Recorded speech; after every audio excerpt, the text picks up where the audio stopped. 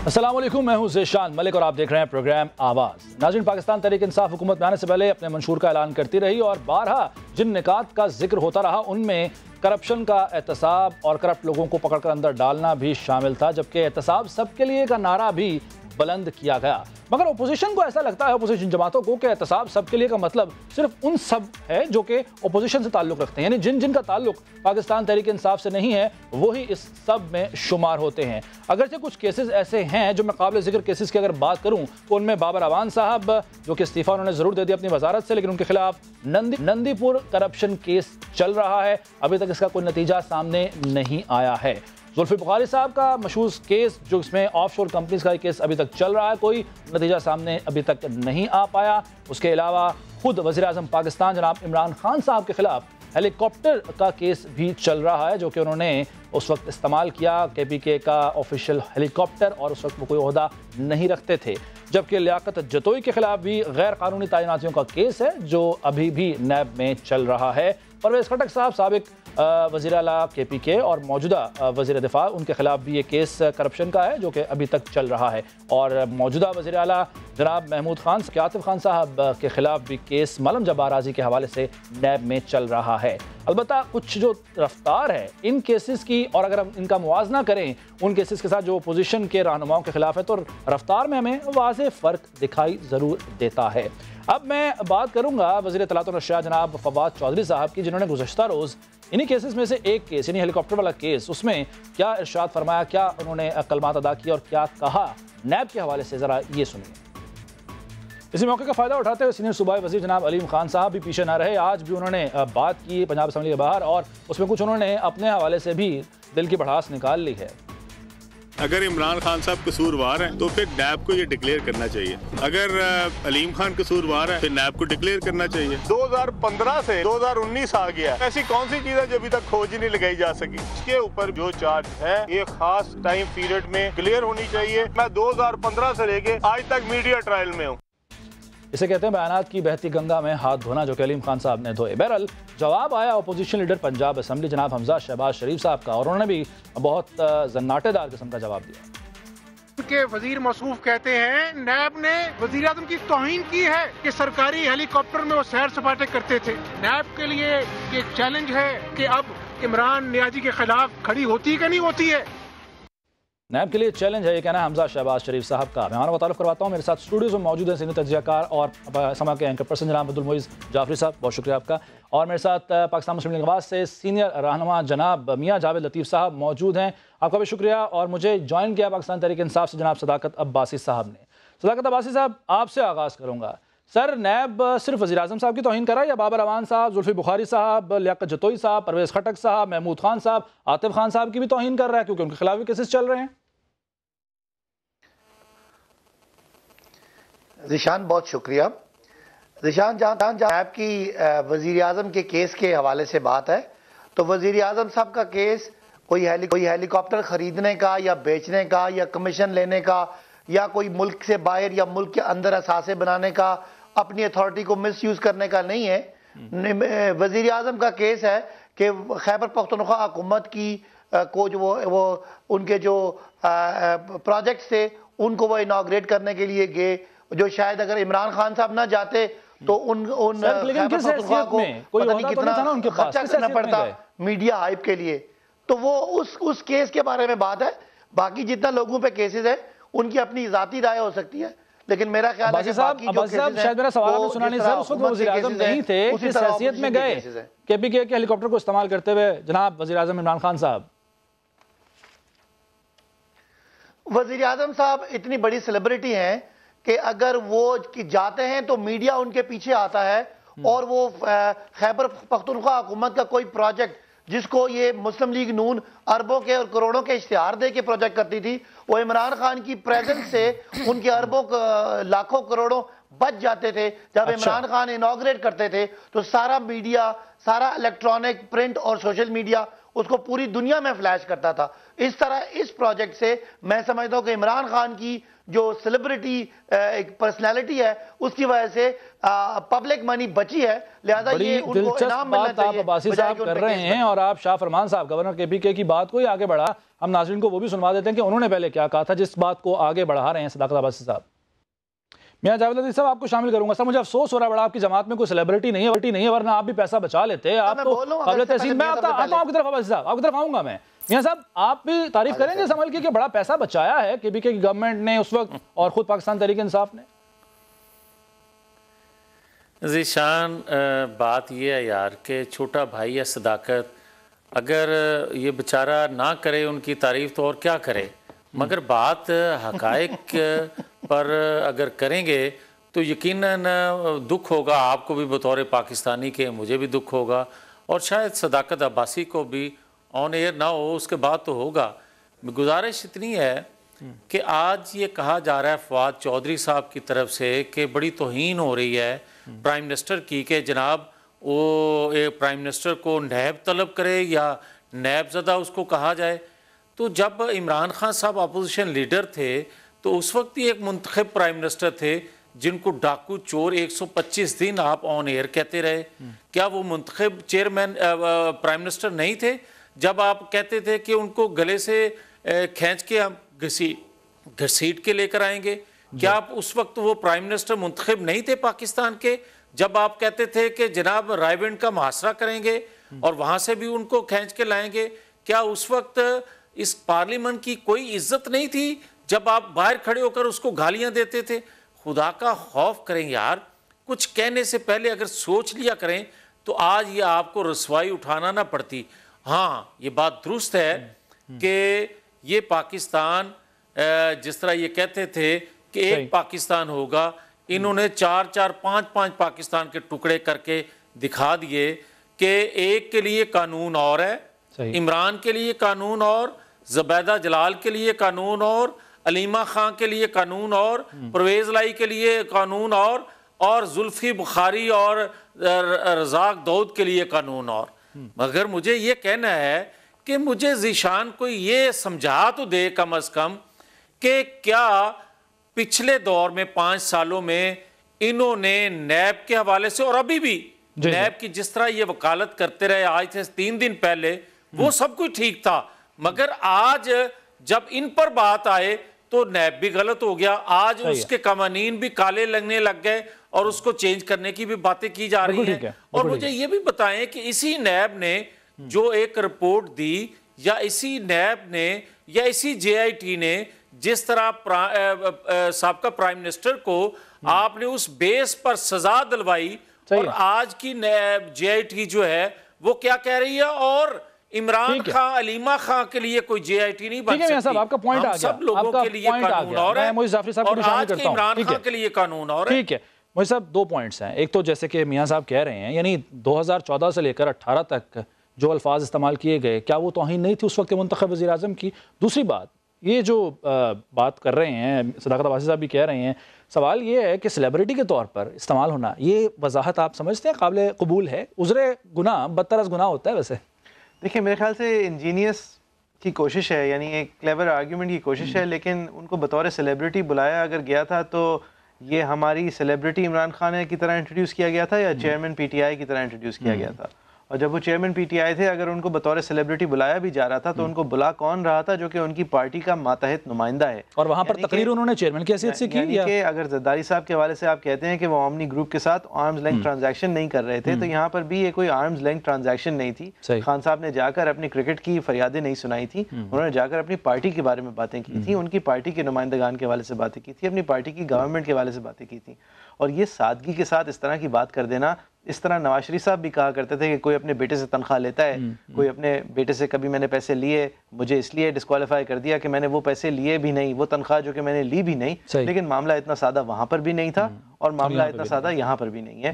دونوں لوگوں کو اگر لیٹر آف دا لا تک لے کے جائیں تو عمران خان صاحب نے مس یوز کیا ہے اس ہیلی کاپٹر کو، انہوں نے اپنے آپ کو بہت ایکسیپشنل سمجھتے ہوئے مس یوز کیا ہے شاید کہ میں تو عمران خان ہوں، کیونکہ میری نیت صاف ہے، میں سمجھتا ہوں لہٰذا میں یہ سب کچھ کر سکتا ہوں۔ توہین والا بیان جو ہے نیب پر دباؤ ڈالنے کی کوشش ہے۔ جس طرح عمران خان صاحب جو ہیں وہ جب جہانگیر ترین صاحب کی بات ہوتی ہے تو وہ ایک بہت اعلیٰ وکیل بن کر سامنے پیش آ کے کہتے ہیں کہ نہیں جی ان کے ساتھ ایسا کچھ نہیں ہے، ان کے ساتھ زیادتی ہوئی ہے. جس طرح زلفی بخاری صاحب کی جب بات ہوتی ہے تو خان صاحب صفائی پیش کرتے ہیں. جس طرح نواز شریف صاحب سمجھتے ہیں کہ کیونکہ وہ مذہبی پرہیزگار خاندان سے ہیں لہٰذا ان کے اوپر الزامات جو ہیں وہ غلط ہیں.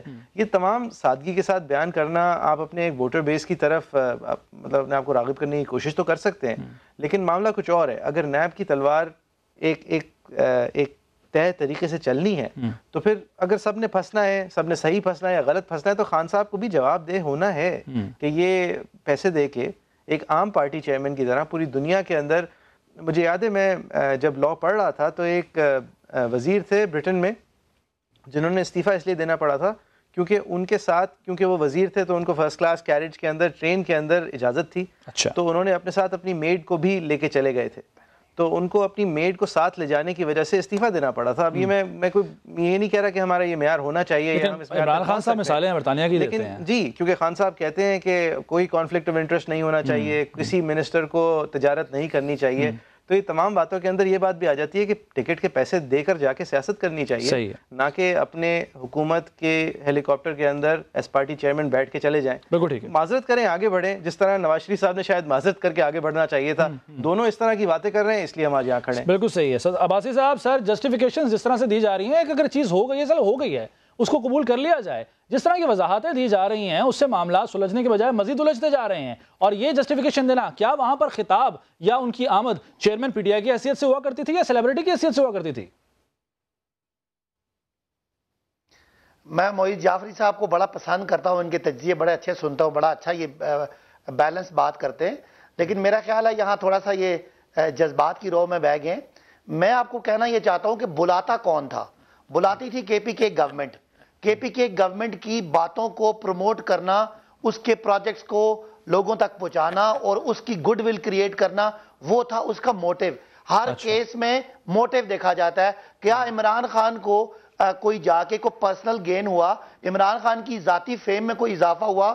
یا عمران خان کی ذاتی فیم سے جو خرچہ کرنے والا ہے، جو انوائٹ کرنے والی گورنمنٹ ہے، ان کے کارناموں کو اپریشیٹ کرنا as head of the party جس پارٹی کی گورنمنٹ ہے؟ تو مجھے نہیں لگتا کہ یہ دو باتیں، سر یہ تو دونوں باتیں مختلف ہو گئی نا. ایک طرف آپ سیلیبریٹی کی طرف حیثیت سے بلا رہے ہیں، دوسری جانب وہ وہاں پر خطاب جو کر رہے ہیں وہ پارٹی ہیڈ کی حیثیت سے کر رہے ہیں. عباسی صاحب کہہ رہے ہیں کہ کیا ان کو کوئی فائدہ ہوا؟ پھر اس بات کا اعتراف کر رہے ہیں کہ وہ اپنی پارٹی کا اسی پارٹی کی گورنمنٹ ہے، اسی پارٹی کو اپریشیٹ کر رہے ہیں، اسی گورنمنٹ کو اپریشیٹ کر رہے ہیں. جو میاں صاحبان دونوں بھائی اپنے فوٹو لگا کے اخبار میں وہ لوگ تو چلے غلط کرتے تھے، آپ یعنی یہ کہہ رہے ہیں کہ do wrongs can make a right, آپ یہ کہہ رہے ہیں کیا؟ اس کے لیے اس صوبے کی گورنمنٹ کو ایک سیلیبریٹی نے جو ان کی تعریف ان کی زبان میں ان کے لیے کرتا ہے. عباسی صاحب اپنا موازنہ کیا آپ ان لوگوں کے ساتھ کریں گے جن پر آپ تنقید کرتے رہے ہیں گزشتہ 5 برس؟ یا عمران خان کی ذاتی منفعت کیسے نکالتے ہیں؟ نواز شریف صاحب کے کیس میں ان کی ذاتی منفعت تھی، بینیفٹس آف دی اسٹیٹ، وہ they were allegedly going to the person individual. یہاں پہ تو مجھے کوئی ایسی بات نہیں لگتی. لیکن بہرحال آپ وزیر اعظم تو بن گئے نا جی انہی جلسوں سے خطاب کر کر کے اور سراہ کر جو کام کیے کے پی کے گورنمنٹ نے، اسی کے پی کے گورنمنٹ نے جس جماعت کے خود وہ سربراہ تھے. کیا یہ پارٹی کا مینڈیٹ نہیں ہے کہ اس کو صوبے میں گورنمنٹ ملی ہے وہ اپنی پارٹی کو اپنی گورنمنٹ کو پروموٹ کرے؟ Is it illegal? یہ تو فیصلہ نیب نے کرنا ہے، یہ تو فیصلہ قانون نے کرنا ہے، یہ فیصلہ میں اور آپ تو کر ہی نہیں سکتے ہیں. ماڈل بنا کے اپنی اچھی پولیس کو، اپنی اچھی ایجوکیشن کو، اپنی ہیلتھ کیئر کو اس کو پروموٹ کریں اور ملک کے دوسرے صوبوں کے لوگوں کو اٹیک کریں. جج بشیر صاحب نے کہا تھا کہ وہ کرپٹ پریکٹس کے مرتکب نہیں ہیں، اس وقت نہیں تھا، وہ ان کے پاس بس اثاثے ہیں جو ان کے اپنی ذرائع آمد سے زیادہ ہے، لیکن بعد والے فیصلے میں ان کو کرپشن کا مرتکب قرار دیا گیا. لیکن مقصد یہ ہے کہ سعد رفیق صاحب ہیں، ان کے حوالے سے اپنے طاقت کو استعمال کر کے اپنے مالی فائدے کے اوپر براہ راست استعمال کرنے کا نہیں ہے، بالواسطہ طور پہ طاقت استعمال کر کے اربوں خربوں روپے کمانے کا نہیں ہے. شہباز شریف صاحب پر براہ راست الزام نہیں ہے، الزام ہی سارا یہ ہے کہ عہدوں کا فائدہ اٹھاتے ہوئے اپنے آپ کو فائدہ پہنچایا، اور یہی چیز یہاں پر بھی نظر آ رہی ہے. ٹھیک ہے، میں وزیر اطلاعات و نشریات جناب فواد چودھری صاحب کا ایک بیان ہے، میں اپنے ناظرین کو سنانا چاہوں گا اور پھر اس پر گفتگو کرتے ہیں. پاکستان کے لوگوں نے عمران خان کو میٹھا میٹھا کر کے چلنے والی حکومت کرنے کے لیے ووٹ نہیں دیے. پاکستان کے لوگوں کی توقع ہے کہ ہم انہیں تبدیلی دیں گے اور طاقتور آدمی شکنجے میں آئے گا۔ پاکستان تحریک انصاف کو لوگوں نے ان لٹیروں کا احتساب کے لیے ووٹ دیا۔ ہمیں کوئی لوگوں نے اس لیے ووٹ نہیں دیا کہ ہم اندر بیٹھ کے کمپرومائزز کرتے پھرے۔ میاں جاوید لطیف صاحب، سنا آپ نے فواد چودھری صاحب نے کیا کہا؟ ان کو ووٹ ہی عوام نے اس لیے دیا ہے کہ وہ احتساب کریں۔ لٹیروں کا انہوں نے لفظ استعمال کیا، میں بہر یہ نہیں کہوں گا، اور جس طرح سے ابھی احتساب ہو رہا ہے وہ تو اسی پر کام کر رہے ہیں جس کا ان کو مینڈیٹ ملا ہے۔ دیکھیں، گزارش یہ ہے کہ ابھی جو کلپ آپ دکھا رہے تھے، دائیں بائیں کون کھڑے تھے؟ اعظم سواتی ایک طرف کھڑے ہیں۔ مکمل کہاں سے شروع ہونا ہے؟ اچھا۔ اور تیسرا ذیشان صاحب، میں ایک اور چینل پہ تھا تو وہاں ایک کلپ دکھایا گیا عمران خان صاحب کے حوالے سے کہ احتساب کا عمل میرے سے شروع کیا جائے۔ صحیح۔ اب میں دیکھ رہا تھا اور مجھے عجیب حیرت ہو رہی تھی کہ اس کی توہین ہو رہی ہے۔ نیب جب اس کا نام لیتا ہے پرائم منسٹر کا، تو دوسرے صاحب کہہ رہے ہیں کہ میرے سے احتساب شروع ہونا چاہیے۔ اگر تو احتساب اس چیز کا نام ہے کہ مخالفین کو آپ جیلوں میں ڈال دیں، مخالفین کا آپ جینا دوبر کر دیں، اگر تو احتساب اس چیز کا نام ہے جس کا ذکر فواد چودھری کر رہے تھے ایک دو دن پہلے، انہوں نے کہا کہ 90% لوگوں کو ہم نے پکڑ لیا ہے، 10% بقایا رہ گئے ہیں۔ تو اگر تو 10% بقایا رہ گئے ہیں جن کو انہوں نے اپنے ٹارگٹ پہ لیا ہوا ہے، ان کے نام بتا دیں ذیشان، ہم ان کو پکڑ کے خود جیلوں میں ڈال دیں گے، تاکہ جب ہم سوال کریں ان سے کہ پاکستان کی معیشت کا آپ نے بیڑا غرق کر دیا، جب ہم ان سے سوال کریں کہ گیس بجلی کے ریٹ کیوں بڑھ گئے، جب ہم ان سے سوال کریں کہ 50 لاکھ گھر کہاں ہیں، جب ہم ان سے سوال کریں کہ 1 کروڑ نوکریاں کہاں ہیں، جب ہم ان سے سوال کریں کہ لوگ آپ کو بد دعائیں دے رہے ہیں کہ آپ جیسے نالائق لوگ پاکستان کے اقتدار پر قابض ہو گئے، جس سے پاکستان کی دنیا میں بھی جگ ہنسائی ہو رہی ہے اور پاکستان میں رہنے والوں کا جینا محال ہو چکا ہے، یہ ہم سوال کریں تو آپ آگے سے یہ نہ کہہ سکیں کہ جناب کرپشن بہت عام ہو گئی ہے، ہم نے بالکل کسی کو چھوڑنا نہیں ہے، ہم نے کسی کو NRO نہیں دینا۔ آپ کم از کم جو سوال ہم کریں آپ کی اس بات کا جواب صداقت عباسی صاحب سے ضرور لیں گے کہ جب بھی ایونٹس پر سوال ہوتا ہے تو جواب میں ہمیں یہ سننے کو کیوں ملتا ہے کہ فلاں بھی چور ہے، فلاں بھی چور ہے، فلاں بھی چور ہے، فلاں کو جیل میں ڈالیں گے، فلاں کو جیل میں ڈالیں گے۔ اس کا جواب لیں گے صداقت عباسی صاحب سے، لیکن ایک بریک کے بعد۔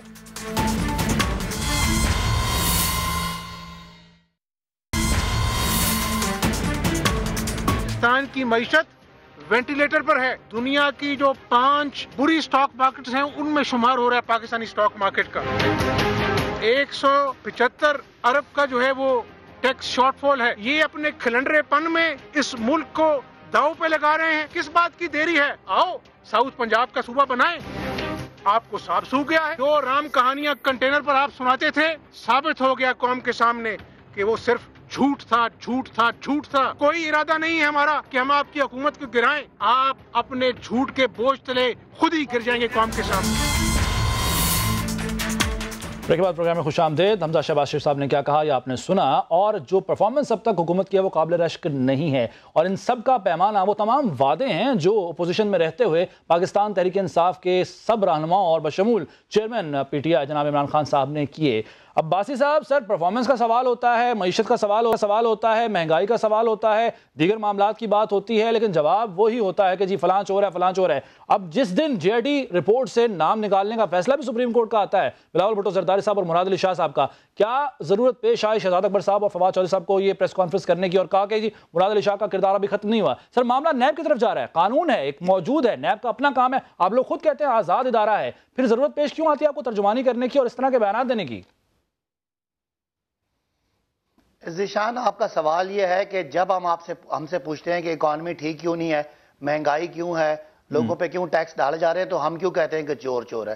یہ سوال میں ہی جواب ہے کہ جب پچھلی 2 حکومتوں میں 6,000 ارب سے قرضے لے کے 30,000 ارب تک پہنچائیں اور پتہ لگے کہ وہ قرضے ایون فیلڈ فلیٹس میں، سرے محلوں میں، سوئس بینکوں میں، پیناما میں اور ادھر نظر آ رہے ہیں، اور ملک کے پاس یہاں لوگوں کے پاس کھانے کو روٹی نہیں ہے، آپ کے بجٹ کے خسارے ہیں، آپ کے کرنٹ اکاؤنٹ کے خسارے ہیں، تو اس لیے ہم وہ بات کرتے ہیں کہ لیکن اب 5 مہینے ہو گئے ہیں، اب تو میرا خیال ہے ماضی کو چھوڑ کر آگے بڑھنا چاہیے. آپ لوگوں نے خود کیا کیا، یہ ہونا چاہیے پیسہ واپس لانے کے لیے آپ لوگ کیا کر رہے ہیں، یہ بات ہونی چاہیے نا جی. اب کا خسارہ ہوگا اور ہم سارا مانگ دانگ کے بھی 8 یا 9 ارب اکٹھا کریں گے. 1 سال کا خسارہ جو نواز شریف صاحب چھوڑ کے گئے، نواز شریف حکومت، وہ 18 ارب ڈالر کا ہے. وہ ہم نے کہیں سے بندوبست کرنا ہے، اور وہ جو بندوبست کر رہے ہیں وہ پاکستان کے غریب لوگوں پہ نہیں لگ رہا، وہ نواز شریف اور زرداری کے ان مانگے تانگے کے قرضوں پہ لگ رہا ہے. سر جو بندوبست ہے وہ بھی تو سود پر لیا جا رہا ہے نا، سعودی عرب سے ہو یا یو اے ای سے ہو اور اب چائنا سے متوقع قرضہ، یہ بھی تو سود پر لیا جا رہا ہے. اس ملک کو اس طرح لوٹا گیا ہے، اور اگر لوٹنے والوں کا حساب نہیں کریں گے تو کیسے ہم اپنے لوگوں کو ادارے موجود ہیں نا جی اس کے لیے. ٹھیک ہے واسی صاحب، ٹھیک ہے، میں آپ کے پوائنٹ کو ہی لے کے چلتا ہوں موئز جعفری صاحب کے پاس. میں آتا ہوں آپ کی طرف. ٹھیک ہے، وہ اومنی گروپ، وہ بحریہ ٹاؤن، وہ عزیزیہ، یہی تو پیسے ہمارے جو ہمارے بچوں پہ خرچ. ٹھیک ہے سر، پیمانہ وہی وعدے ہیں جیسا کہ میں نے کہا، لیکن پرفارمنس ابھی تک جو نظر آ رہی ہے آپ کو، اور اس پر جو وضاحتیں آتی ہیں جیسے ابھی عباسی صاحب بھی کہہ رہے تھے، یہ مطمئن کر سکیں گے عوام کو، عام آدمی کو جو بے روزگار ہو رہا ہے؟ دیکھیں آپ پہلے تو دیکھیں کتنا بڑا فیلئر ہے کہ ایک جے آئی ٹی رپورٹ آتی ہے جس کے اندر بہت ریڈ ہیرنگز ہیں. یعنی ایک 2 سال سے گزرا ہوا انسان جو کہ وفات پا چکا ہو، اس کا نام بھی شامل، اس کے نام پر 1,40,00,000 روپے کی ڈیوٹی پے کی جا رہی ہے اس گاڑی پر، جو کہ زرداری صاحب ڈکلیئر کر رہے ہیں کہ میری ہے، صحیح ہے، بطور صدر پاکستان. اب یہ بہت بڑی باتیں ہیں، ان کی جواب طلبی جو ہے وہ میرے خیال میں فرض ہے، اور ان کی جواب طلبی میں یقین کرتا ہوں نیب کرے گی اب، کیونکہ سپریم کورٹ نے یہ حکم کر دیا ہے. اس کے بعد آپ تڑکا لگانے کے لیے پریس کانفرنس کرنے بیٹھ جاتے ہیں تو آپ محض فیئر ٹرائل کی توہین کر رہے ہیں. صحیح ہے، آپ اپنے آپ کو صحیح ثابت کرنے کی، ایک فرد اپنی عہدے کو صحیح ثابت کرنے کے لیے، وہ غیر ضروری چیز تھی. یہ درد ہر پاکستانی کو ہے کہ سندھ کا کیا حال ہے، اور کیوں اگر یہ حال اس وجہ سے ہے کہ ایک کمپنی جو ہے وہ اس کو ٹرمائٹ کی طرح وہ اس کو کھا رہی ہے اندر سے بیٹھ کے، اور اس کمپنی کے ساتھ اگر اس حکومت کی، اس صوبے کی حکومت کی حکمرانی اور اس صوبے کی حکومت کے سربراہان ملوث ہیں، تو یہ بات اپنے تئیں بہت وزنی ہے. آپ کو بیٹھ کر اس کے اوپر ایک اور چیز سر اگر ڈاکٹر عاصم کیس ہم یاد کریں، 462 ارب روپے، شرجیل میمن کا کیس، کوئی انجام ان کا نہیں ابھی تک. اس کو آپ سمجھتے ہیں کہ نیب کا انداز تفتیش اور معیار تفتیش جو ہے وہ بہت اچھا نہیں ہے، وہ میرے خیال سے ایوریج بھی نہیں ہے. لیکن یہ جے آئی ٹی کی جو رپورٹ ہے یہ میرے خیال سے ان معیار سے کافی اوپر ہے، کافی کوشش کی گئی ہے، کافی محنت کی گئی ہے، یہ میرا خیال ہے. صحیح. لیکن اس کے اندر بہت ساری ایسی باتیں ہیں جو کہ ابھی بھی لیپس آف فیتھ ہیں، لیکن کچھ ایسی باتیں ہیں جو جواب طلبی میرے خیال میں فرض ہے جن کا. ایک گاڑی آپ کہتے ہیں میری ہے، ٹھیک ہے، اس کے اندر یہ شک ہے کہ وہ گاڑی کی پیسے جو ہیں دبئی سے گئے، صحیح ہے، اس بات میں شک ہے، آپ کہہ سکتے ہیں وہ میرے دوست نے دے دی مجھے، ٹھیک ہے، لیکن وہ گاڑی پاکستان آئی، آپ اس وقت صدر پاکستان ہیں، اس گاڑی کی کسٹمز ڈیوٹی ادا کرنی پڑی، تو وہ محمد ادریس صاحب ادا کر رہے ہیں 1,40,00,000 روپے. ٹھیک ہے. ایک مسئلہ ہے، محمد ادریس صاحب کے گھر والے کہتے ہیں وہ 2 سال پہلے وفات پا چکے تھے. اب یہ تو جواب طلبی مطلب میرے خیال میں تو فرض ہے نا. یعنی اگر نواز شریف صاحب 10,000 درہم ایک ایسی کمپنی سے نہیں لیتے جو کہ سپریم کورٹ اپنی دانش میں سمجھتی ہے، انہوں نے اس لیے نہیں ظاہر کی ہے کیونکہ وہ کمپنی چھپا کر انہوں نے اپنی اصلی مالیت، اپنی اصلی دولت چھپا لی، تو پھر یہاں زرداری صاحب کس صداقت اور کس امانت کے معیار پر اتر رہے ہیں کہ جہاں پر ایک 2 سال سے مرا ہوا انسان جو ہے وہ 1,40,00,000 روپے ان کے ادا کر رہا ہے بطور پے آرڈر. اور اگر یہ سب کچھ ہے تو یار چپ بیٹھے. بالکل صحیح. مطلب آپ کو اس دن یہ خود کنٹروورشل بنا رہے ہیں، یعنی کہ آپ اس فیئر ٹرائل کی جو شکل سامنے اگر آ سکتی بھی تھی اس کو خراب کرنے کے لیے آپ کو کیا پڑی ہے آپ کو پریس کانفرنس؟ بالکل ٹھیک ہے، پوائنٹ اس میں سوال ضرور کروں گا باسی صاحب سے، لیکن میں میاں جاوید لطیف صاحب کو شامل کرتا ہوں. میاں صاحب، نواز شریف صاحب کو تو سزا ہو گئی نیب کی تفتیش اور اس عمل کے نتیجے میں، آپ سمجھتے ہیں کہ اگلی باری زرداری صاحب کی ہے؟ کیونکہ جو جی آئی ٹی رپورٹ میں انکشافات ہے وہ بڑے ہوش ربا ہیں، جس میں صرف ایک پوائنٹ ابھی موئز جعفری صاحب نے بیان کیا. دیکھیں، گزارش یہ ہے کہ جعفری صاحب کی خدمت میں بھی میں یہ ضرور عرض کروں گا کہ احتساب سے کوئی انکاری نہیں ہے، پہلی بات تو یہ ہے. دوسری بات یہ ہے کہ کرپشن اور کسی کے کاروبار کو گنگالنا یہ 2 الگ چیزیں ہیں. نواز شریف کے متعلق آج تک جو کچھ انویسٹیگیٹ ہوا یا آج تک ان کو جو سزا دی گئی یا آج تک جس سے بری ہوئے وہ سب کا سب ان کے کاروبار سے منسلک ہے. کسی جگہ یہ نہیں ہے کہ کوئی کرپشن، کوئی کک بیک یا اس طرح کا کوئی انہوں نے کیا. لیکن میری گزارش ان سے یہ ہے کہ احتساب ہونے دیں. جس طرح خود ہی جعفری صاحب نے یہ کہا کہ یہ غیر ضروری پریس کانفرنسیں جو ہیں یہ پچھلے تو 4 سال سے چل رہی ہیں, آج بھی اسی طرح پوائنٹ سکورنگ کی جا رہی ہے. تو مجھے یہ بتائیں کہ نیب کے ترجمان جب یہ بن جاتے ہیں کسی کے لیے تو وہ ٹھیک ہوتا ہے, ان کے اوپر کوئی بات آتی ہے تو وہ بالکل زیادتی ہوتی ہے اور نیب جو ہے وہ جرم کر رہا ہوتا ہے. تو اس لیے میں یہ ایک اور گزارش کر دوں. ابھی میرے چھوٹے بھائی صداقت بات کر رہے تھے, انہوں نے کہا کہ جناب انہوں نے بڑے قرضے لیے تھے. ہاں بالکل ہم نے قرضے لیے تھے بقول آپ کے کہ $25 ارب آپ نے 5 سالوں میں لیا. تو میں ان سے پوچھنا چاہتا ہوں کہ آپ نے تو بھائی 4 ماہ میں بقول آپ کے ہی کہ آپ نے $11 ارب کے قرضے لے لیے, اور ہم نے تو شرائط جو تھی وہ پوری دنیا کو بتائیں کہ کن شرائط پر ہم نے قرضے لیے. آپ بھی لب کشائی کریں کہ آپ نے کن شرائط پر یہ قرضے لیے. اور تیسرا میں یہ عرض کروں گا, ہم نے جو قرضے لیے ذیشان, اس میں آپ دیکھیں کہ ہم نے بجلی کے کارخانے لگائے, ہم نے موٹر وے کا جال بچھایا پاکستان کے اندر. آج آپ یہ دیکھیں کہ احتساب کا جب ذکر آتا ہے تو مجھے یہ بھی کہنے کی اجازت دیں کہ خیبر پختونخوا کا جس کا بار بار ذکر کیا جاتا ہے اور یہ بار بار اس کا کریڈٹ لینے کی بات کرتے ہیں, تو اس میں ایک نیب کمیشن احتساب کمیشن بنایا تھا, اس پر کوئی 80 کروڑ کے قریب خرچ آیا اور اس کا رزلٹ کیا ہوا, اس کو بند کر دیا گیا.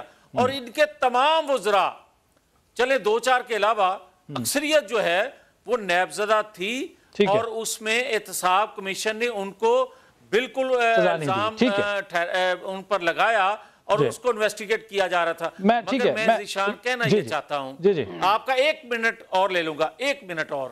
میں کہنا یہ چاہتا ہوں کہ کیا ایٹمی قوت جو ہے وہ بھکاری کی طرح در در کی ٹھوکریں اس طرح کھائے گی؟ مجھے یہ بتائیں کہ پاکستان کو ایٹمی قوت بنانے والا, پاکستان کو موٹر وے دینے والا, پاکستان کے اندھیرے دور کرنے والا, پاکستان کو سی پیک دینے والا اور پاکستان کی معیشت کو سنبھالا دینے والا وہ قید خانے میں ہوگا. ٹھیک ہو گیا, میاں صاحب پوائنٹ آ گیا, مجھے عباسی صاحب سے جواب لینے دیں, وقت کی کمی ہے, مجھے عباسی صاحب سے جواب لینے دیں. ٹھیک ہو گیا عباسی صاحب, بہت سے سوالات آ گئے. ایک تو کے پی کے میں احتساب کمیشن 80 کروڑ تنخواہوں کی مد میں دیگر جو مد ہے اس میں اخراجات ہوئے, نتیجہ کچھ نہیں نکلا. پھر دوسری بات جو پریس کانفرنسز کی ہو رہی ہے, موئز جعفری صاحب بھی کہہ رہے تھے آپ لوگ خود متنازع بناتے ہیں, اور خود آپ ہی کی جماعت کے ڈاکٹر رمیش کمار صاحب کل میرے ساتھ موجود تھے پروگرام میں, انہوں نے بھی تائید کی, انہوں نے کہا کہ غیر ضروری پریس کانفرنسز نہیں کرنی چاہیے, اس طرح کے بیانات نہیں دینے چاہیے. آپ لوگ اداروں کو خود متنازع کیوں بناتے ہیں؟ پریس کانفرنسز اس لیے کرنی چاہیے کہ ایک نیب جو لوگ الیجڈلی کرپٹ ہیں وہ نیب پہ اور پورے پاکستان کے جوڈیشل سسٹم پہ جب ایلیگیشن لگاتے ہیں, ایک نیریٹو بلڈنگ کرتے ہیں, اس کا کاؤنٹر نیریٹو آنا چاہیے. سر آپ لوگ ترجمان تو نہیں ہے نیب کے, یہ تو کام نیب کا ہے نا جی, وہ جواب دے اگر ان پر الزام لگ رہا ہے تو ثابت ہو رہا ہے. اب اچھا اب دوسری بات نہیں, وہ ایک پولیٹیکل ایک پولیٹیسائز کیا جا رہا ہے میٹر کو, اس کا کاؤنٹر نیریٹو عوام کو بتانا ضروری ہے. دوسری بات موئی صاحب نے بھی کہا اور میاں صاحب نے بھی کہا کہ نواز شریف صاحب پہ کوئی کرپشن کا تو کیس ہی نہیں تھا, وہ ویسے ہی بیٹے کی تنخواہ. میرے بھائی نواز شریف صاحب وزیر اعظم پاکستان تھے, ان کے پاس ایک اقامہ تھا, وہ ایک کمپنی میں نوکری کرتے تھے اور وہ نوکری کرنا ان کے لیے جائز نہیں تھا. ان نوکری انہوں نے ڈکلیئر نہیں کی ہوئی تھی کہ وہ کسی کمپنی کے ملازم تھے. ہاں تنخواہ لی یا نہیں لی یہ ایک الگ بات ہے. دوسری بات کہ ایک پائی پیسہ ثابت نہیں ہوا, شاید یہ جان بوجھ کے آنکھیں بند کر رہے ہیں. ملک میں کرپشن کا قانون یہ کہتا ہے, نیب کا قانون یہ کہتا ہے کوئی پبلک آفس ہولڈر اس کی کوئی پراپرٹی پکڑی جاتی ہے جس کے پاس اس کا کوئی ثبوت نہیں ہے تو وہ چیز کرپٹ پریکٹس ہوگی, وہ چوری کا مال سمجھا جائے گا. اور نیب کے فیصلے میں لکھا ہوا ہے کہ میاں صاحب انوالوڈ ہوئے کرپشن میں اور کرپٹ پریکٹسز میں. نیب ٹھیک کام کر رہی ہے واسی صاحب, آپ بتائیں نیب ٹھیک کام کر رہی ہے؟ دیکھیں نیب کے سسٹم میں اگر کوئی خامی ہے تو بددعائیں دیں پچھلی 2 حکومتوں کو, آپ لوگ اب آ گئے نا گورنمنٹ میں, آپ لوگ خامیاں دور کر دیں, آپس میں ڈیل رکھی, ہم دور کریں گے. لیکن اب وقت ختم ہو گیا, میں یہ وضاحت کرنا چاہتا ہوں, میں نے یہ نہیں کہا کہ نواز شریف صاحب کے اوپر کرپشن کا الزام نہیں لگا تھا, میں صرف یہ کہنا چاہ رہا تھا کہ پی ایم ایل نون کی جو حکومت ہے وہ پی ایم ایل نون کے ریپرزینٹیٹیوز جو ہیں, اگر صداقت صاحب آپ ٹھیک ہے باسی صاحب پوائنٹ آ گیا, مجھے جواب لینے دیجئے موئز جعفری صاحب سے. ٹھیک ہے باسی صاحب, ٹھیک ہے باسی صاحب, ٹھیک ہے جی. میرے خیال میں نواز شریف صاحب کے بارے میں یہ جو سادگی سے اظہار کرتے ہیں کہ میں نے اپنے بیٹے سے تنخواہ نہیں لی, میں اس کی وضاحت کرنا چاہتا ہوں, یہ میرا خیال نہیں ہے ایسا ہے. ان کی بیٹی جو ہیں وہ ایک ایسے فنڈ کے اندر ٹرسٹ ڈیڈ کی ٹرسٹی ہیں کہ جب کیلیبری فنڈ ایگزسٹ ہی نہیں کرتا تھا, وہ قطری کا ایک کوئی خط آ رہا ہے جس کو بعد میں وہ خود ہی اس کو ڈسون کرتے ہیں. ایک صاحبزادے ٹم سیباسٹین کے پاس جاتے ہیں, ان کو یاد نہیں ہے وہ کس گھر کے مالک ہیں, کس گھر کے مالک نہیں ہیں. میرے خیال سے یہ شرمناک باتیں ہیں اور میں کبھی بھی تائید نہیں کر سکتا اس باتوں کی. میں صرف یہ کہنا چاہ رہا تھا کہ جب سادگی سے آپ بیان کریں تو آپ یہ کہہ سکتے ہیں جی خان صاحب سیلیبریٹی ہیں, آپ کو تو ان کو پیسے دینے چاہیے تھے. اسی سادگی سے نواز شریف صاحب کہتے ہیں میں اپنے بیٹے سے کیسے تنخواہ لوں گا. بالکل صحیح ہے, آپ نے یہی کرنا ہے تو کرتے رہیں. ٹھیک ہے ناظرین, میں اپنے مہمانوں کو شاید بریک کا وقت ہوا ہے, بریک کے بعد اپنے اگلے موضوع کی طرف بڑھیں گے, ہمارے ساتھ رہیے.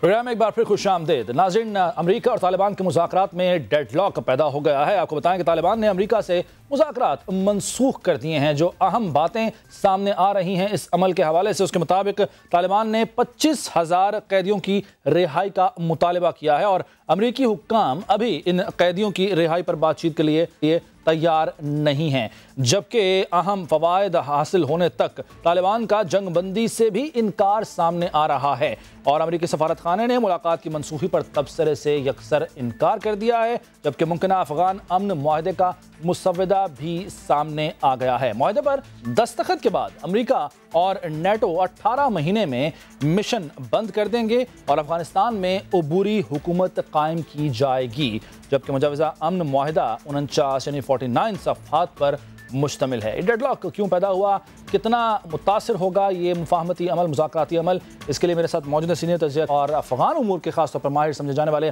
رحیم اللہ یوسف زئی صاحب, ان سے بات کرتے ہیں. بہت شکریہ رحیم اللہ یوسف زئی صاحب شامل ہونے کے لیے پروگرام میں. سر, جو ڈیڈ لاک پیدا ہوا ہے 25,000 قیدیوں کے علاوہ اور کون سے ایسے نکات ہیں جن پر یہ ڈیڈ لاک پیدا ہوا, اور کتنا دھچکا لگے گا اس امن عمل کو؟ دیکھیں, میرے خیال میں یہ ڈیڈ لاک ہے لیکن اتنا کوئی بڑا ایشو نہیں ہے. یہ مذاکرات جو آج 2 دن کے لیے شروع ہونے والے تھے, یہ طالبان نے اعلان کیا تھا کہ یہ مذاکرات دوحہ قطر میں ہوں گے. امریکہ نے ایسا کوئی اعلان نہیں کیا تھا. دوسری بات یہ ہے کہ مذاکرات ختم نہیں ہوئے. مذاکرات میرے خیال میں اسی مہینے کے آخر میں ممکن ہے.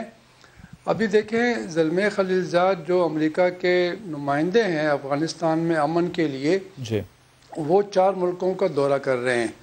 تو فی الحال وہ قطر نہیں جا رہے جہاں پہ ان کے طالبان سے مذاکرات ہونے تھے, جہاں پر پہلے ہی کئی مذاکرات کے دور ہو چکے ہیں. اس کے علاوہ ابوظہبی, متحدہ عرب امارات میں بھی مذاکرات ہوئے ہیں. تو یہ پاکستان, افغانستان, ہندوستان اور چین جائیں گے. سر, یہ آپ نے بھی جیسے فرمایا رحیم اللہ یوسف زئی صاحب, آپ نے ہندوستان کا ذکر کر دیا.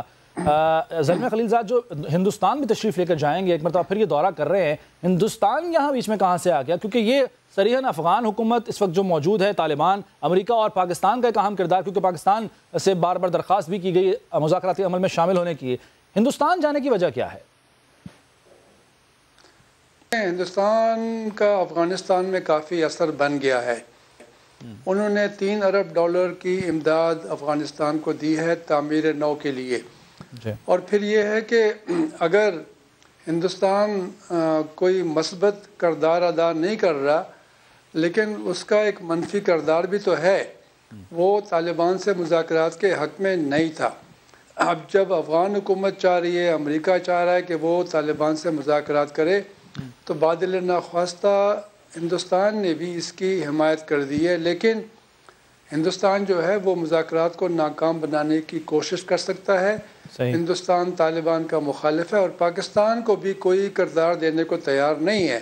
تو میرے خیال میں امریکہ نے یہ سمجھا کہ بھارت سے بات ہونی چاہیے تاکہ وہ بھی سارے معاملے میں شامل ہو جائے, ان کو اعتماد میں لیا جائے.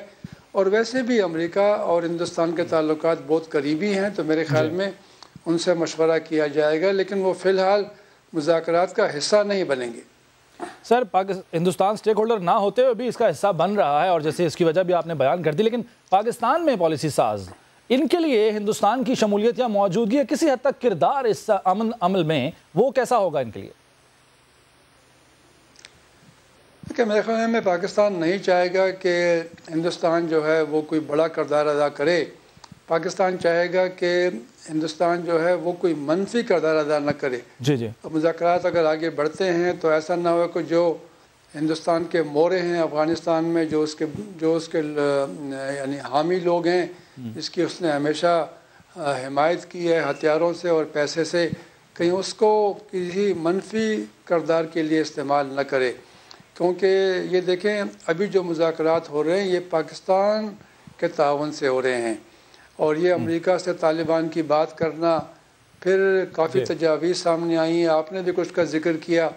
ان سارے معاملات کے اوپر بات ہو رہی ہے. جو دو بڑی اس وقت رکاوٹیں ہیں، ایک یہ ہے کہ طالبان انکار کر رہے ہیں کہ وہ افغان حکومت سے اس وقت تک مذاکرات نہیں کریں گے جب تک امریکہ سے غیر ملکی فوج کے نکلنے کے معاملات طے نہ ہو جائیں. ٹھیک ہے. دوسری بات یہ ہے کہ طالبان نے امریکہ کی اس تجویز کو مسترد کر دیا ہے کہ وہ فوراً جنگ بندی کریں. وہ کہہ رہے ہیں کہ جنگ بندی فی الحال نہیں ہوگی، جب مذاکرات میں پیش رفت ہوگی تو اس کے اوپر بات کر لیں گے. اچھا رحیم اللہ یوسف سعید صاحب، جو افغان صدر اشرف غنی کے نمائندے عمر دادزئی بھی آئے ہیں پاکستان، ملاقات بھی انہوں نے کی ہے وزیر خارجہ شاہ محمود قریشی صاحب کے ساتھ. پاکستان کا کردار بڑا اہم ہے. کیا پاکستان منانے میں یا طالبان کو اس حد تک کنونس کرنے میں کامیاب ہو سکتا ہے کہ افغانستان کی شمولیت، افغان نمائندہ حکومت کا وہ شامل ہو؟ کیونکہ طالبان کی پہلی شرط تو یہی تھی کہ افغان حکومت سے وہ بات نہیں کریں گے، مذاکراتی عمل میں افغانستان کی نمائندگی نہیں ہوگی. کیا اس ملاقات کو جو عمر دادزئی یہاں پر آئے ہیں، اس کے تناظر میں آپ دیکھتے ہیں کہ پیش رفت ہو سکتی ہے اس اہم نقطے پر؟ دیکھیں میرے خیال میں سب سے زیادہ جو کوشش ہو رہی ہے وہ اسی نقطے پہ ہو رہی ہے. زلمے خلیلزاد جو مختلف ملکوں میں جا رہے ہیں، پہلے 8 ملکوں میں گئے، ابھی 4 ملکوں میں وہ سفر کر رہے ہیں، اور یہ عمر دادزئی جو کہ صدر اشرف غنی کے مشیر ہیں، اور جس طرح خلیلزاد کی حیثیت ہے وہی حیثیت عمر دادزئی کی ہے. پہلے پاکستان میں سفیر بھی رہے، وزیر داخلہ بھی رہے. تو یہ جو ان کا ہائی پیس کونسل ہے جس کو افغان حکومت نے مخالفین سے مذاکرات کے لیے بنایا ہے، اس کے ڈیلیگیشن کو لے کر آئے ہیں. وہ پاکستان سے تعاون مانگ رہے ہیں، امریکہ بھی پاکستان سے تعاون مانگ رہا ہے. یہ سارے چاہتے ہیں کہ پاکستان طالبان کو سمجھائے یا مجبور کرے کہ وہ افغان حکومت سے بھی بات کریں اور جنگ بندی کا اعلان کر دیں. تو طالبان کے اپنے مطالبات ہیں. وہ چاہ رہے ہیں کہ سب سے اہم مسئلہ غیر ملکی فوج کی موجودگی ہے، پہلے اس کے اوپر معاملات طے کرتے ہیں، پھر باقی ایشوز کے اوپر بات کریں گے. تو میرے خیال میں کافی ایشوز ایسے ہیں جس کی اوپر اتفاق رائے حاصل کرنا بہت ہی مشکل ہوگا، لیکن کوششیں جاری ہیں. تو زلمے خلیلزاد جیسے کہ 1 مہینے میں دوسری بار اب یہ دورہ کر رہے ہیں، یہی کوششوں کا حصہ ہے ان کی دوسری بار آمد؟ اور ایسا کیوں ہو رہا ہے کہ یہ پینک پھیلا ہوا ہے؟ اور میں آپ سے یہ بھی جاننا چاہوں گا کہ طالبان کی اپنی یہ جو ضد ہے کہ وہ ہتھیار نہیں ڈالیں گے یا وہ قیدیوں کی رہائی چاہتے ہیں، اس کے علاوہ بھی کوئی اور فیکٹرز ہیں اس کے پیچھے کہ بار بار زلمے خلیلزاد کو یہ دورے کرنے پڑ رہے ہیں؟ دیکھیں زلمے خلیلزاد کا تو یہی کام ہے. یہ تو ریٹائرڈ سفارتکار ہیں اور یہ افغانستان میں ان کی پیدائش ہے، افغانستان میں سفیر بھی رہے، UN میں، عراق میں بھی رہے. تو ان کو تو یہی کام حوالے کیا گیا ہے کہ آپ طالبان سے مذاکرات کریں، افغانستان کو، پاکستان کو، باقی ملکوں کو اعتماد میں لیں. تو اس لیے وہ بار بار دورے کریں گے. سر قطع کلامی ہوگی. سر جو یہ ممکنہ افغان امن معاہدہ سامنے آیا ہے، اس میں جو ایک اہم بات یہ ہے کہ امریکہ اور نیٹو 18 ماہ میں مشن بند کر دیں گے دستخط کے بعد، کیا یہ ممکن ہے؟ کیونکہ جو آپریشن وہاں چل رہا ہے مکمل طور پر تو بند ہو بھی نہیں سکتا، آپ مجھ سے بہتر سمجھتے ہیں. ذرا یہ بتائیے کہ 18 ماہ میں یہ مشن بند ہو سکتا ہے، اور اگر ہوتا ہے تو اس کے بعد نقصان کیا ہوگا اور کیا حالات کشیدہ نہیں ہو جائیں گے افغانستان کے اندر؟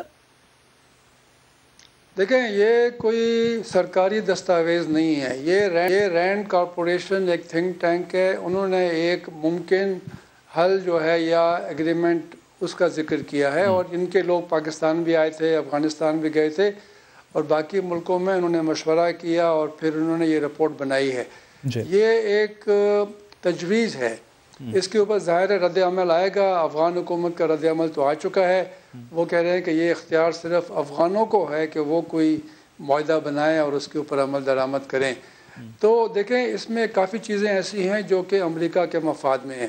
جو آپ نے کہا کہ کیا یہ 18 مہینے میں ان کا سارا یہ جو ہے یہاں پر مداخلت اور یہاں موجودگی ختم ہو جائے گی، اس میں دیکھیں ایک ذکر کیا گیا ہے کہ ایک چھوٹا افغانستان سپورٹ گروپ بنایا جائے گا. یہ میرے خیال میں یعنی آئندہ کچھ ملکوں کی تھوڑی فوج افغانستان میں رکھنے کی بات ہے اور یہ کہا جا رہا ہے کہ دہشت گردی کے خلاف جنگ کرے گی. میرے خیال میں امریکہ کا جو یہ تھنک ٹینک ہے اس نے ایک راستہ نکالا ہے کہ یہ ساری فوجیں جب واپس ہو جائیں گی تو پھر بھی کچھ نہ کچھ دہشت گردی کے خلاف جنگ کرنے کے لیے امریکہ کی اور باقی ملکوں کی فوجی موجودگی ہو افغانستان میں.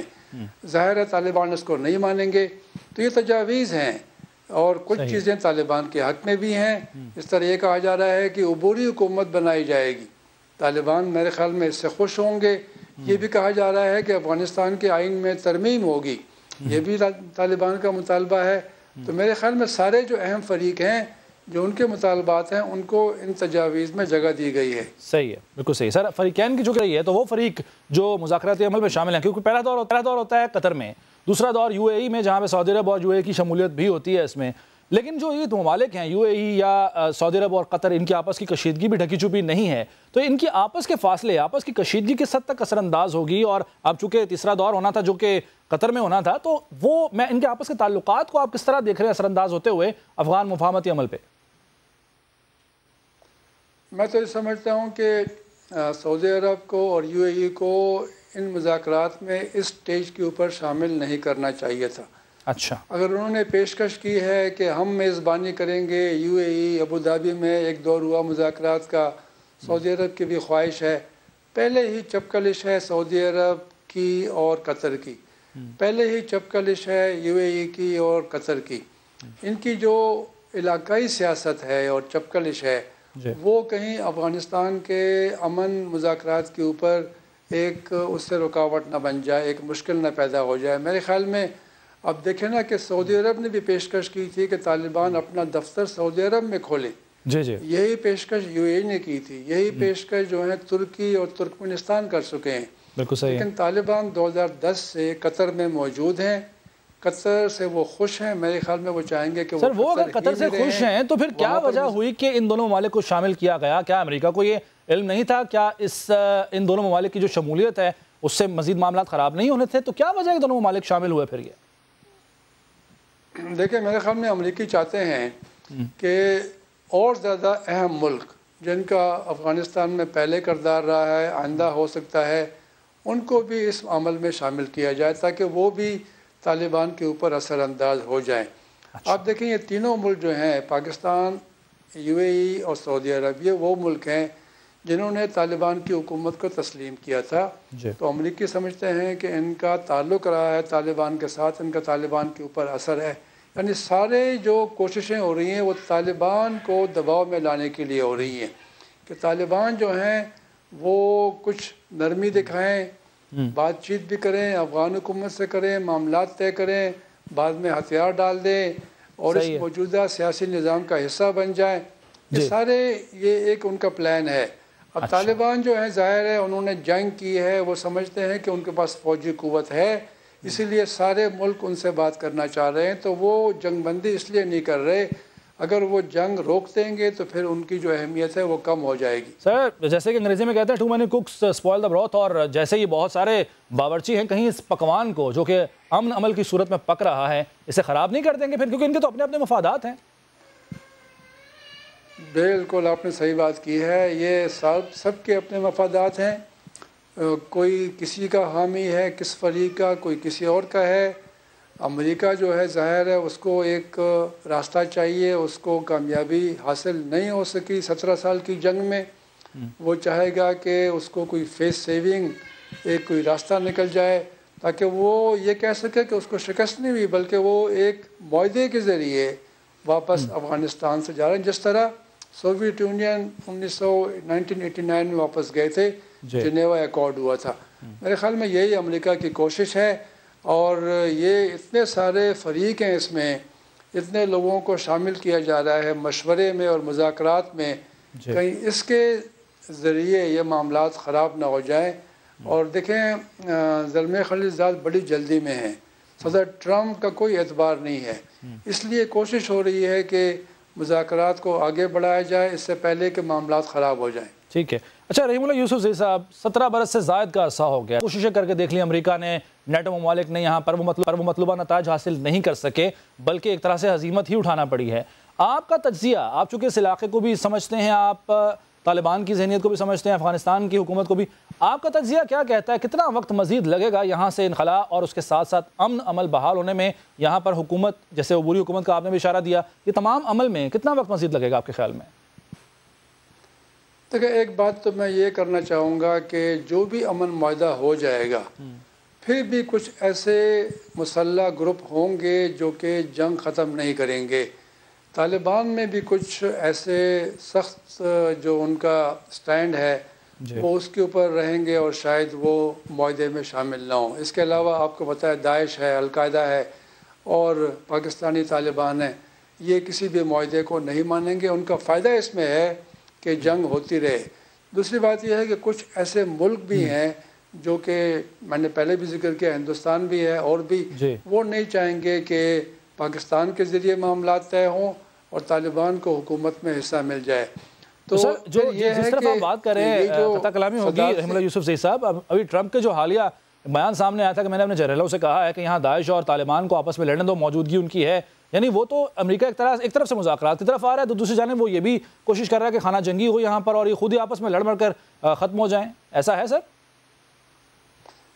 بالکل ایسا ہے. یہ تو ایک تو ہمیشہ سے CIA کی پالیسی رہی ہے کہ ان کو آپس میں لڑاؤ، اور میرے خیال میں آپ دیکھیں گے کہ اس میں ایسے مراحل آئیں گے، ایسی رکاوٹیں آئیں گی کہ شاید یہ مذاکرات آگے نہ بڑھ سکیں، کیونکہ امریکہ کبھی یہ نہیں مانے گا کہ 17 سال سے سپر پاور افغانستان میں ہر طرح کے وسائل کو لے کے اور 49 ملکوں کو لے کے 1.5 لاکھ فوج لے کے وہ طالبان کو شکست نہیں دے سکی. میرے خیال میں وہ اپنی ناکامی کو نہیں مانیں گے، بلکہ وہ چاہیں گے کہ مذاکرات کے ذریعے طالبان تقسیم ہو جائیں، مذاکرات کے ذریعے طالبان جو ہیں وہ کمزور ہو جائیں. لیکن پاکستان کو ظاہر ہے اپنی فکر کرنی ہے. پاکستان کے اوپر جو الزامات لگتے ہیں، دباؤ آتا ہے، تو پاکستان نے بھرپور کوشش کی ہے کہ مذاکرات کے ذریعے یہ معاملات طے ہو جائیں، طالبان مذاکرات کی میز کے اوپر آئیں. تو میرے خیال میں پاکستان کے مفاد اسی میں ہے کہ امریکہ سے ایسا نہ ہو کہ وہ ہم پہ ہی ہمیشہ الزام لگاتا رہے. اس لیے ہم بھرپور کوشش کر رہے ہیں کہ مذاکرات ہو جائیں اور اس میں کامیابی حاصل ہو. بالکل ٹھیک ہے، بالکل ٹھیک ہے. بہت شکریہ رحیم اللہ یوسف زئی صاحب، آپ نے اپنا تجزیہ اس ساری صورتحال میں. ناظرین، 1.5 لاکھ فوج، 17 برس، کھربوں ڈالر کا بجٹ استعمال کرنے کے باوجود بھی یہاں پر امریکہ مطلوبہ نتائج حاصل نہیں کر سکا اور اس نتیجے پر پہنچا ہے کہ مذاکرات کرنے چاہیے. لیکن اب مذاکرات سنجیدگی سے ہونے چاہیے اور اس میں پاکستان کی کوششوں کا بھی اعتراف کرنا چاہیے، کیونکہ پاکستان سب سے اہم فریق ہے اور پاکستان اپنا کردار ہمیشہ کی طرح سے اب بھی مثبت طریقے سے ادا کر رہا ہے. بہرحال پروگرام کا وقت ختم ہو گیا. ذیشان ملک کو پروگرام آواز سے اجازت دیجیے. اللہ حافظ.